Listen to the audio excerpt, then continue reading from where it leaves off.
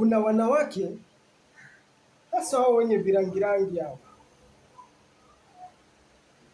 unakuta kimwanamke kimetembea na wanaume zaidi ya 200,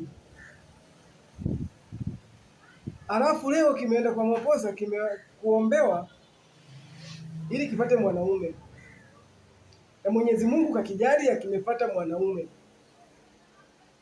Mwanaume amekistiri vizuri, amekiweka ndani, anakipa matunzo, anakipa kila kitu.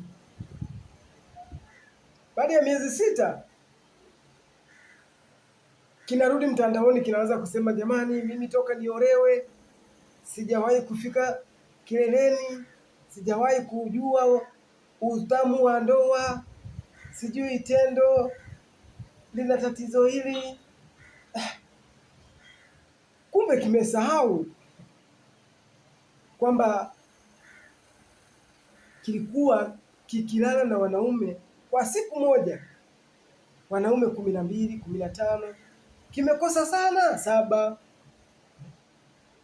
Je, huyo mwanaume mmoja atakupaje furaha wakati wewe ulishakuwa sugu sehemu zako za siri? Alafu kimeenda huko kinaanza kutukana wanaume wote mbwa. Hivi kati yetu na wewe ni nani mbwa? Umejiuliza swali? Wewe ulioota sugu sehemu zako za siri na sisi wanaume, ni nani mbwa?